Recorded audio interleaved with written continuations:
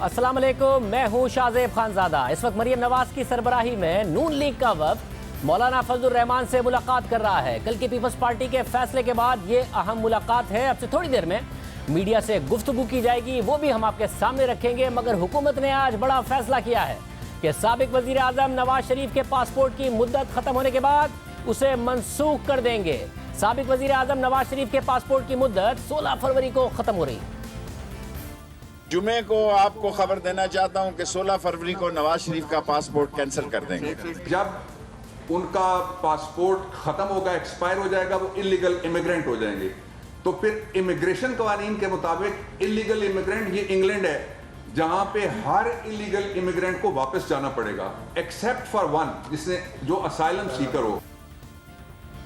League से पूछेंगे कि अब नवाज शरीफ क्या करेंगे। दूसरी तरफ इस्तीफों के मामले पर भी आज एक अहम पेशरफ्त हुई है। नून लीग के 2 अरकान मुर्जा अब्बासी और सज्जाद ऐवान आज असेंबली सेक्रेटेरिएट में पेश हुए और इस्तीफों को जाली करार दे दिया। बाद में मीडिया से बात करते हुए स्पीकर कौमी असेंबली असद कैसर ने कहा कि दोनों अरकान असेंबली ने इस्तीफों को जाली कहा है। इस हवाले से कानूनी राय लेने के बाद कल अपनी राय देंगे। आज तो वो सेक्रेटेरिएट में आए हैं, हमारे सेक्रेटरी साहब से मिले हैं और उन्होंने इनकार किया। उन्होंने बताया कि ये इस्तीफे हमारे नहीं है और ये जाली है। तो फिर जो कानून के मुताबिक होगा मैं इंशाल्लाह कल इसके ऊपर जो है ना अपना ओपिनियन दूंगा। अब ये वही 2 एमएनए हैं जिनके बारे में मरियम नवाज ने 26 दिसंबर को सक्खर में वर्कर्स कन्वेंशन में कहा था कि इस्तीफे चाहे गलती से चले गए हों, अगर स्पीकर पूछे तो कहना ये रहे इस्तीफे, इनको कबूल करो। एक बात मैं बता दूं, मैं इन दोनों को भी ये कहती हूँ, भले गलती से चले गए, अब इस्तीफा अगर आपसे स्पीकर आपको कहे कि आओ और इस्तीफों की तस्दीक करो, तो कहना ये पढ़े तुम्हारे इस्तीफे, करो कबूल इनको। लेकिन आज इन दोनों अरकान ने असेंबली सेक्रेटेरिएट में इस्तीफों की तस्दीक से इनकार कर दिया है। हुकूमत अपोजिशन को बार बार चैलेंज दे रही है कि वजीर आजम तो 31 जनवरी तक इस्तीफा नहीं देंगे, अपोजिशन इस्तीफा दे, वो ज़िमनी इंतखाबात करवा देंगे। आज भी मीडिया से बात करते हुए शाह महमूद कुरैशी ने कहा कि पीडीएम तजाद का शिकार है, उनके इस्तीफे देने का कोई इरादा नहीं है। वो कहते हैं कि हम मुज़ाकरात पे तब आएंगे जब इमरान खान साहब मुस्तफ़ी होंगे। अब ये तो एक ऐसी शर्त है कि जिससे वो खुद जाहिर कर रहे हैं अपना इरादा कि मुज़ाकरात से वो कतरा रहे हैं। 31 जनवरी का इंतज़ार क्यों कर रहे हैं? इमरान खान मुस्तफ़ी नहीं होंगे तो आप अपना फैसला कीजिए। अगर आप इस्तीफे देना चाहते हैं तो फिर तो असेंबलियों से बाहर जाना चाहते हैं ना। तो अगर असेंबलियों से बाहर जाना आपको मकसूद है तो फिर ज़िमनी इंतखाबात में हिस्सा क्यों ले रहे हैं? फिर सेनेट की तैयारी क्यों कर रहे हैं?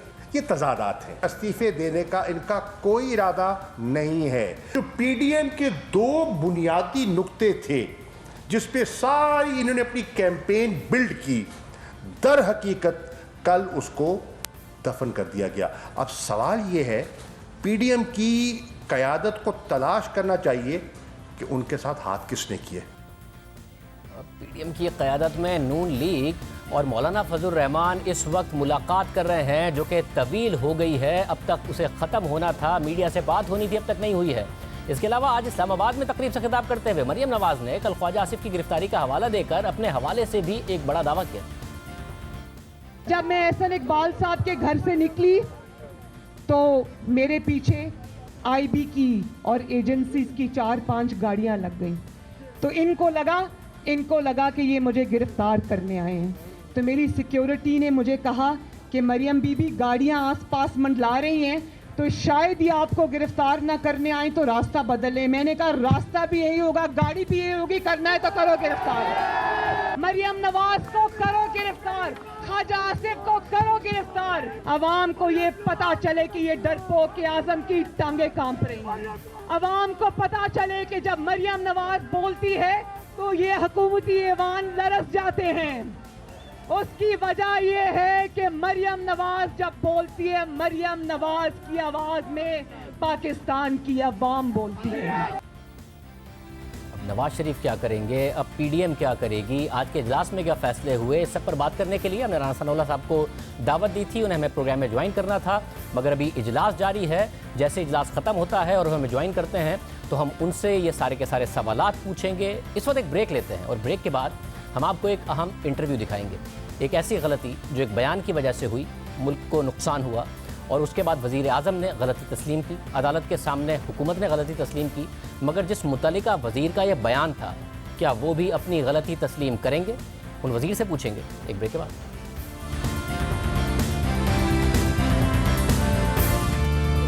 पाकिस्तान में हर कोई तस्लीम कर रहा है कि एक अहम मामले को गलत तौर पर हैंडल किया गया। एक्शन के नाम पर नुमाइशी इक़दामात किए गए, बयानबाजी की गई, कौमी इदारों और आला अफसरान की साख मुतासिर की गई। अदालत में हुकूमत ने गलती तस्लीम की। खुद वज़ीर आज़म ने माना कि मामले को मिस हैंडल किया गया है, मगर एक शख्स आज तक अपने बयान पर कायम हैं और वो शख्स कोई और नहीं है, वफाकी वजीर बराए एविएशन गुलाम सरवर खान हैं, जिनके एक बयान ने न सिर्फ पाकिस्तान की एविएशन इंडस्ट्री का मुस्तकबिल दांव पर लगाया, बल्कि पाकिस्तान की कौमी एयरलाइन PIA को मुसलसल आलमी सतह पर पाबंदियों और शर्मिंदगी का सामना करना पड़ रहा है। गुज़िश्ता 6 महीने से PIA पर यूरोप का सफ़र करने के लिए पाबंदी लगी हुई है, उसमें तोसी हो गई है। आलमी इदारे ना सिविल एविएशन की सुन रहे हैं, ना PIA की सुन रहे हैं। गुलाम सरवर खान साहब का जो दावा था कि पाकिस्तान के 262 पायलट्स के लाइसेंसेस जाली हैं, इस दावे को खुद सिविल एविएशन की इंक्वायरी ने गलत साबित किया और उसमें से 180 पायलट्स को क्लियर करार दे दिया। जबकि PIA भी आलमी इदारों को दरख्वास्त कर रही है कि जो लिस्ट उनके पायलट्स के हवाले से दी गई, उस लिस्ट में गलतियां मौजूद थी। सब तस्लीम कर रहे हैं, मगर क्या गुलाम सरवर खान अपनी गलती तस्लीम कर रहे हैं? इस हवाले से बात करेंगे खुद वफाकी वजीर बराए एविएशन गुलाम सरवर खान साहब हमारे साथ मौजूद हैं। खान साहब, बहुत शुक्रिया मैं शो में ज्वाइन करने के लिए। खान साहब, सबसे पहले ये लिस्ट और ये तकरीर करने को आपसे किसने कहा था? किसी के कहने पे मैंने कोई बयान नहीं दिया। ये बयान इंक्वायरी कमेटी की रिपोर्ट पे मैंने दिया और मनोअन जो रिपोर्ट की फाइंडिंग थी उसके मुताबिक दिया, और उस फाइंडिंग के मुताबिक 262 पायलट्स के लाइसेंस सस्पिशियस थे और उसमें उसका ब्रेकअप भी था कि कितने पायलट्स ने एक पेपर किसी और से दिलवाया, कितने पायलट्स ने 2 पेपर किसी और से दिलवाए। इवन ब्रेकअप भी उसका मौजूद था, तो वो मैंने on the floor of the house का, और फिर 262 के सस्पिशियस पायलट्स के लाइसेंसेस को फिर दीगर प्रोसीडिंग के ज़रिए उन्हें शोकाज दिया गया, उनकी सस्पेंशन हुई, उनकी पर्सनल हेयरिंग हुई, उन्हें सुना गया, उनसे डॉक्यूमेंट्री एविडेंस की वेरिफिकेशन की गई, तो उसमें से 82 गिल्टी पाए गए। बाकी जो क्लियर थे उन्हें हमने क्लियर कर लिया। 82 में से कुछ की 32 की सस्पेंशन हुई कि वो पहले उन्होंने CPL लाइसेंस लिया हुआ था, ATPL के लिए उनकी अनफेयर मीन्स थे और वो गलत ज़राए से ATPL लेना चाहते थे, तो वो हमने सस्पेंड किए। बाकी 50 की हमने कैंसलेशन की, कैबिनेट ने कैंसलेशन की, 2 फेजेस में की। ये अलग बात है कि कुछ केसेस अभी फाइनल नहीं हो सके, बावजह कोर्ट का उसमें स्टे है। दीगर कुछ लोग सिंध हाई कोर्ट में चले गए, कोई पंजाब हाई कोर्ट में, कोई इस्लामाबाद हाई कोर्ट में, लेकिन 50 की टर्मिनेशन जो कि कैबिनेट से अप्रूवल हुई, 32 की सस्पेंशन, जिनके CPL तो ठीक थे लेकिन ATPL वो गलत ज़राए से लेना चाहते थे। तो मैंने जो भी स्टेटमेंट दी, बिल्कुल मैंने इंक्वायरी कमेटी जो कि एक ज़िम्मेदार अफसरान पर मुश्तमिल थी, जिसको इंक्वायरी कमेटी को एक ग्रेड 22 का ऑफिसर चेयर कर रहा था, उसकी सरबराही में वो कमेटी काम कर रही थी, उसकी रिकमेंडेशन पे, उसकी इंक्वायरी पे, उसकी फाइंडिंग पे मनोअन मैंने वो रिपोर्ट दी। मेरे अपने पास कोई ऐसा सच ना फिगर्स थे, ना ऐसा सच मुझे किसी ने डिक्टेट करवाया, और ना ही मैंने किसी के कहने पे ये स्टेटमेंट दी। गुलाम सरवर खान साहब, ये एक इनिशियल इंक्वायरी रिपोर्ट थी, ना पायलट्स को शो कॉज नोटिस सर हुए थे, ना एयरलाइंस को इस बारे में पता था कि उनके कौन से पायलट्स के लाइसेंस जाली हैं। जैसा कि आपने क्लेम कर दिया था, 262 में से 180 पायलट्स अब क्लियर भी हो गए हैं। आपने 24 जून को बयान दे दिया, उसके एक हफ्ते बाद पायलट्स पर पाबंदियां भी लग गई। उसके एक हफ्ते बाद यासा ने अपने मेंबर स्टेट्स को भी खत लिख दिया कि जी पाकिस्तान के 40% जो पायलट्स हैं उनके लाइसेंसेस जाली हैं, जिसकी वजह से उनको सस्पेंड करें। ये सब आपके बयान की वजह से हुआ, आपके बयान की बुनियाद पर हुआ। इसमें शाहजेब, इसमें जो स्टेटमेंट मैंने दी on the floor of the house दी, और इंक्वायरी बोर्ड की रिकमेंडेशन और उसकी फाइंडिंग पे दी, और ये भी बताया कि फर्दर प्रोसीडिंग्स जो कि एक लीगल प्रोसीडिंग्स हैं कि किसी को शोकाज देना है, किसी की सस्पेंशन करनी है, तो ये हमने कहा था कि टोटल लाइसेंसेस जो CA से लिए गए हैं वो 850 हैं, बाकी सारे ठीक हैं। 850 में से 262 अंडर क्वेश्चन है, सस्पिशियस हैं। इनकी फर्दर प्रोसीडिंग होगी। ये अगर 262 जो सस्पिशियस हैं ये फ्रांसिक इंक्वायरी की सूरत में सस्पिशियस डिक्लेयर किए गए हैं, तो इनकी फर्दर प्रोसीडिंग करेंगे। अगर सस्पिशियस भी आपने 2 दिन बाद कहा, फ्लोर ऑफ द पार्लियामेंट पर आपने जाली कहा और सस्पिशियस जाली, दोनों आपको मुकम्मल इंक्वायरी के बाद कहना चाहिए था। देखें जी, उर्दू में जेली कहा जा सकता है, अंग्रेजी में सस्पिशियस कहा जा सकता है। मैंने immediately same day press conference जो मैंने आफ्टर द स्टेटमेंट जो मैंने on the floor of the house दी, मैंने उसे क्लियर कर दिया कि ये सस्पिशियस लाइसेंसेस हैं। तो आपने सेम डे क्लियर नहीं किया, और दूसरी बात, जाली की अंग्रेजी फेक है, सस्पिशियस की उर्दू मशकूक है। उर्दू बिल्कुल आप ठीक कह रहे हैं, और इसी को मैंने क्लैरिफाई कर दिया था, सेम इवनिंग मैंने क्लैरिफाई कर दिया था कि सस्पिशियस नहीं है, सस्पिशियस है, जेली नहीं है, ये मैंने क्लियर कर दिया था और सेम डे कर दिया था। पीआईए ने यासा को लेटर लिखा कि 141 पायलट्स हमारे थे उस लिस्ट में, उसमें से 94 हमारे पायलट्स क्लियर हो गए हैं, 16 वो पायलट हैं जिनके नाम डाल दिए, उन्होंने पीआईए के लिए कभी काम ही नहीं किया, 2 पायलट्स हैं जो कि इंतकाल कर चुके हैं। ये वो लिस्ट थी जो आपको फ्लोर ऑफ द पार्लियामेंट में बतानी चाहिए थी, जिसका दुनिया भर में पाकिस्तान का मजाक बना, CNN तक पर कवरेज हुई। देखें जी, ये पीआईए का भी कोई मजाक नहीं है, ये पीआईए का एक अपना ब्रेकअप है। हमने तो ओवरऑल सिर्फ पीआईए को नहीं देखना, हमने तो देखना है कि जिस लोगों ने लाइसेंसिंग अथॉरिटी से लाइसेंसेस लिए हैं, आया वो लाइसेंस वैलिड थे, सस्पिशियस थे, फेक थे, अनफेयर मींस किस तरीके से हासिल किए गए थे। उनमें से पीआईए के भी थे, उसमें सरीन भी थे, उसमें एयर ब्लू के भी 1-2 लोग थे, और उसमें चंद प्राइवेट जो कमर्शियल पायलट्स के तौर पे काम कर रहे थे, चंद वो भी थे। मगर लिस्ट तो आप ही ने दी थी ना, पीआईए ने थोड़ी दी थी। आपने पहले कहा कि 262 पायलट्स के लाइसेंसेस जाली हैं, फिर आपने प्रेस कॉन्फ्रेंस में आपने कहा कि पीआईए के 141 हैं, और दूसरी एयरलाइंस की भी तफसीलात सारी की सारी आपने दी।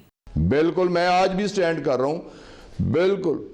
देखिए जी, मेरे पास खान साहब, मेरे पास मुझे आज आप भी तो स्टैंड कर रहे हैं, मगर पीआईए कह रहा है ना कि 141 में से 16 पायलट्स ने तो पीआईए के लिए काम ही नहीं किया। तो पहले आपको एयरलाइन से बात करनी थी या पार्लियामेंट के फ्लोर पे जाके तकरीर करनी थी? देखें जी, 141 जो उस वक्त सीए के पास रजिस्टर्ड थे वो पीआईए के थे।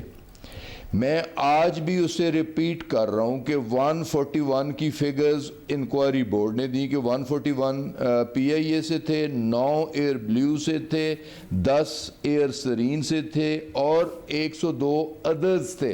ये सारा ब्रेकअप जो है ये इंक्वायरी बोर्ड का दिया हुआ, मैंने कहा on the floor of the house के ये टोटल लाइसेंसेस हैं।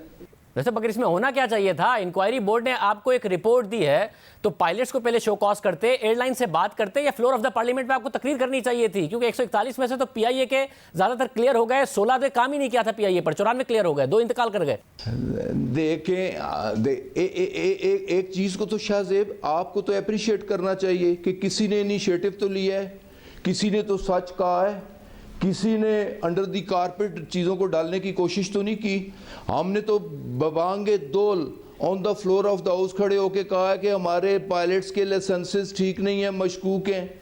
अच्छा, उनमें से साबित हो गया कि 82 के लाइसेंसेस गलत थे, उसमें साबित हो गया 50 के लाइसेंसेस कैंसिल हो गए, उसमें साबित हो गया 32 के सस्पेंड हो गए, उनके सीपीएल ठीक थे, एटीपीएल वो गलत ज़राए से ले रहे थे। तो अगर हमने एक ठीक काम करने की कोशिश की और हम में ये कर रही थी कि हमने on the floor of the house खड़ा होकर कहा कि ये गलत हो रहा है और इसे हम सही करेंगे। पीआईए के ऑपरेशन इससे पहले भी सस्पेंड हुए हैं, 2007 से लेकर 2009 तक सस्पेंड रहे, ऑपरेशन पहले भी सस्पेंड हुए हैं, लेकिन एक इनिशिएटिव। मगर इस वक्त मुसलसल जो पायलट्स का लाइसेंस का मसला है उसकी वजह से पीआईए के ऑपरेशन सस्पेंडेड है। पीआईए कह रहा है कि हम अपनी तरफ से सेटिस्फाई कर चुके हैं, मगर जाली लाइसेंस का जो मसला है वो इस वक्त पीआईए को जो यूरोपीय ऑपरेशंस हैं उसकी वजह से मसला बना हुआ है। तो आपको किस बात पर अप्रिशिएट करें? 262 में से 180 क्लियर हो गए, इस पर अप्रिशिएट करें? बाकी जिसका आप 82 का कह रहे हैं उनका मामला भी लिटिगेशन के बाद पता चलेगा कि कितना दुरुस्त आपने फैसला किया, क्योंकि अदालत ने उस पर ऑब्जर्वेशन दिए हैं। और अप्रिशिएट कराना है, वजीर आजम से कहें आपको अप्रिशिएट करें, गलती क्यों मान रहे हैं? देखें, सारी दुनिया की एविएशन इंडस्ट्री ग्राउंड हुई है। ब्रिटिश एयरवेज जैसी एयरलाइंस, इत्तेहाद एयरलाइंस, एमिरेट्स जैसी एयरलाइंस, टर्किश एयरलाइंस जैसी पूरा एविएशन इंडस्ट्री अंडर स्ट्रेस है कोविड की वजह से। ये जो हुआ है गलत हुआ है। सब जो दुनिया में हो रहा है वो कोरोना की वजह से हो रहा है। कोरोना ना भी होता तो पीआईए आज यूरोपीय ऑपरेशंस पीआईए के सस्पेंडेड होते आपके बयान की वजह से। अगर 762 लोग PIA में जेली डिग्रियों पे काम कर रहे हैं तो हम एक्शन न लेते। अगर 82 पायलट्स अनफेयर मीन्स इस्तेमाल करके गलत लाइसेंसेस लेते हैं, हम उन पायलट्स के खिलाफ एक्शन न लेते। पायलट से इतनी हमदर्दी की जा रही है, जो इंसानी जानों से, इंसानी जिंदगियों से खेलते हैं, इंसानों के साथ भी हमदर्दी करनी चाहिए। एक्शन लेते, बयानबाजी ना करते। आपने बयानबाजी की जिसकी वजह से नुकसान हुआ। अभी आपने 26 दिसंबर को स्टेटमेंट दिया कि जी हमने मुतमईन कर दिया है, हालांकि 21 दिसंबर को PIA ने लिखा है यासा को, और 24 दिसंबर को यासा ने जवाब दिया है कि जी यूरोपियन कमीशन और उसकी जो तहकीकात हो रही है उसमें अभी तक PIA सेटिस्फाई नहीं, इस वक्त अभी तक पाकिस्तान सेटिस्फाई नहीं कर सका है लाइसेंस के मसले पर। तो अभी तक ये मसला अटका हुआ है। आपको 26 तारीख को पता नहीं था कि 24 तारीख को यासा का खत आ चुका है? मैं अपनी स्टेटमेंट पे आज भी स्टैंड करता हूँ। EOSA रिपोर्ट PIA के हक में गई है 97.6% सेटिस्फैक्ट्री। उन्होंने कहा कि 90% से ऊपर हो तो एक्सीलेंट होता है। PIA को उन्होंने क्लियर कर दिया, जो ऑब्जर्वेशंस थी वो ख़त्म हो गई। यही तो मसला है, PIA अपनी तरफ से क्लियर हो गया, आपके बयान की वजह से फंसा हुआ है, लाइसेंस के मसले की वजह से फंसा हुआ है। लाइसेंसेस पे उनके कंसर्न थे, उसकी वजह से उन्होंने पेंडिंग रखा। लाइसेंसेस पे अब हमने एक बड़ा ट्रांसपेरेंट अंदाज अपनाया है। हमने एक्शंस ले लिए हैं, हमने सस्पेंशंस की, हमने टर्मिनेशंस की, हमने लाइसेंसिंग अथॉरिटी के लोगों को नौकरियों से निकाला, उनके खिलाफ क्रिमिनल केसेस रजिस्टर करने के लिए हमने FIA के पास भिजवाया। हम IT के लोग जो इसमें इन्वॉल्व रहे हैं उनके खिलाफ एक्शन ले रहे हैं। लाइसेंसिंग अथॉरिटी को हम सुपरविजन में दे रहे हैं, UK की सिविल एविएशन अथॉरिटी की सुपरविजन में दे रहे हैं कि ट्रांसपेरेंट अंदाज से आइंदा एग्ज़ाम भी होंगे, लाइसेंसेस भी होंगे। तो पूरे सिस्टम को हमने ट्रांसफॉर्म कर दिया है, बेहतर कर दिया, उसके अंदर रिफॉर्म ला रहे हैं, उसके अंदर बेहतरी ला रहे हैं। जिन लोगों ने गलत किया उनके खिलाफ एक्शन ले रहे हैं। तो इसे तो सराहना चाहिए, बजाय इसके कि इस इशू को हर हफ्ते बाद 10 दिन बाद इसे लाइव रखा जाता है कि PIA। लेकिन अब PIA में कुछ गलत हो रहा था तो इसमें हमारे पर्सनल इंटरेस्ट तो कोई नहीं थे। सर ये इशू इसलिए अलाइव है क्योंकि PIA पर पाबंदी है और उस पाबंदी पे तौसी हो गई है और आपको एक्शन ही लेना चाहिए था, और आपका पर्सनल इंटरेस्ट ये था कि आप जाती प्रोजेक्शन चाहते थे। उस जाती प्रोजेक्शन की वजह से आपने ये तकरीर की, वरना आप तैयारा हादसे पे तकरीर करने गए थे, ना कि इस वाले मामले पर। आप शाहजेब बात सुन भी लिया करें कि हमने सारा सिस्टम रिफॉर्म कर लिया है। हमने उन्हें इंटीमेट कर दिया है। हमारा एम्बेसडर जो जर्मनी में है डॉक्टर फैसल, उनके साथ मुसलसल राब्ते में है। हमने उन्हें ऑफ़र किया है, थर्ड पार्टी ऑडिट की ऑफ़र की है, उन्हें विज़िट की ऑफ़र की है। बवजह कोविड वो विज़िट नहीं कर सके, बवजह कोविड वो थर्ड पार्टी ऑडिट नहीं कर सके। हमने पूरा अपना सिस्टम ट्रांसफॉर्म कर लिया है। लाइसेंसिंग अथॉरिटी में जो गलत लोग थे उनके खिलाफ एक्शन ले लिया है, पेपर्स को मॉडिफाई कर लिया है। फिर हमारा UK सिविल एविएशन अथॉरिटीज़ के साथ एक एग्रीमेंट हो चुका है कि आइंदा लाइसेंसिंग के जो भी प्रोसेस होगा उनकी सुपरविजन में होगा। तो हमने अपनी तरफ से हर चीज़ मुकम्मल कर ली है। अब डिपेंड करता है यासा पे कि वो अपनी ऑडिट टीम कब भेजते हैं। वैसे वो नहीं है ना मुतमईन, उन्होंने 24 दिसंबर को ही खत लिखकर बताया है कि मुतमईन नहीं है। 25 नवंबर को अटॉर्नी जनरल ने अदालत को बताया है कि मामला मिस हैंडल हुआ है। Chief justice Islamabad high court ने कहा है कि गुलाम सरवर खान साहब का बयान गलत और लापरवाही पर मबनी था। मैं बिल्कुल कोर्ट की किसी स्टेटमेंट को कन्फ्रंट नहीं कर रहा। मैंने जो भी स्टेटमेंट दी है और आज भी मैं उस स्टेटमेंट पे स्टैंड ले रहा हूँ कि वो इंक्वायरी बोर्ड की फाइंडिंग थी। एग्जैक्टली वो सारी फिगर्स थी जो मैंने on the floor of the house दी। मैंने वो ब्रेकअप भी on the floor of the house दिया कि कितने लोगों ने अनफेयर मीन्स एक पेपर में किया, कितने लोगों ने 2 पेपर में किया, कितने लोगों ने 4 पेपर में किया और कितने लोगों ने 8 पेपर में किया। मैंने तो वो भी ब्रेकअप दिया। तो मुझ में तो ये करेज थी कि मैंने सच्ची बात की, मैंने क्रिटिसिज्म बर्दाश्त की। मैं 6 माह से क्रिटिसिज्म बर्दाश्त कर रहा हूँ, लेकिन मेरा ज़मीर आज भी मुतमइन्न है कि मैंने जो कुछ कहा, मुझे जो कुछ इंक्वायरी रिपोर्ट मिली, मैंने बिल्कुल बराक कहा। वैसे आप इसलिए तनकीद बर्दाश्त कर रहे हैं कि आपके अपने वजीर आजम कह रहे हैं कि मामले को ठीक हैंडल नहीं किया गया, अदालत कह रही है, अटॉर्नी जनरल अदालत को बता रहे हैं कि इस मामले को ठीक हैंडल नहीं किया गया। PIA इस वक्त यूरोप में फ्लाई नहीं कर सकती है। 262 वाली जो आपकी तकरीर थी वो आपकी गलत तकरीर थी और गलत बात करने के लिए कोई करेज या बहादुरी की जरूरत नहीं थी। मैं किसी को कन्फ्रंट नहीं कर रहा। अपने प्राइम मिनिस्टर को मैं डिफेंड करता हूँ हमेशा, अदालतों का हमेशा एहतराम करता हूँ। मैं अदालतों की किसी बयान को कंट्राडिक्ट नहीं कर रहा, कन्फ्रंट नहीं कर रहा। मैं तो ये कह रहा हूँ जो कुछ मैंने कहा है, मुझे इंक्वायरी बोर्ड की रिपोर्ट जो मिली, जो फाइंडिंग उन्होंने दी, मैंने वो कहा और उस बात पे मैं आज भी स्टैंड ले रहा हूँ। तो स्टैंड किस बात पर ले रहे हैं? 262 में से 180 पायलट क्लियर हो गए, तो वो रिपोर्ट ठीक नहीं थी। एक बंदा एफआईआर कराता है कि 10 बंदे कत्ल करने में शामिल थे, अदालत में केस जाता है, अदालत में जाके 4 के खिलाफ एविडेंस आती है, 4 सजाए मौत हो जाते हैं, 6 बरी हो जाते हैं। जिनके खिलाफ कोई डॉक्यूमेंट्री एविडेंस नहीं होती वो बरी हो जाते हैं, जिनके खिलाफ एविडेंस होती है वो सजाए मौत हो जाते हैं, जिनके खिलाफ एविडेंस थी वो नौकरियों से बर्खास्त हुए, जिनके खिलाफ कुछ नहीं था, उसका ताल्लुक किसी भी पार्टी के साथ था, वो कैसे आया? हमने उसे बाइज्जत तौर पे क्लियर करके भिजवा दिया। वैसे बाइज्जत तौर पर कैसे क्लियर हुए हैं? दुनिया भर में उनका नाम खराब हुआ है, पीआईए आज ग्राउंड है, जहनी कर्ब से वो पायलट्स गुजरे हैं। आपने एफआईआर की मिसाल दी, तो आपने ये मामला ऐसे ही हैंडल किया है? कोई जुर्म हो तो सारे रिश्तेदारों को जिस तरह पाकिस्तान में एफआईआर में डाल दिया जाता है, मोहल्ले को डाल दिया जाता है, आपने वही काम किया इसमें? नहीं, मैंने पीआईए के साथ ये सब कुछ नहीं किया। इस चीज़ का जिम्मेदार इंक्वायरी बोर्ड है जिसने इंक्वायरी की, और उस इंक्वायरी में उसने 1 साल और कुछ माह लगाए। 4 जिम्मेदार अफसरान थे, इंतहाई ग्रेड 22 का जिम्मेदार ऑनेस्ट कॉम्पिटेंट अफसर उसका इंचार्ज था।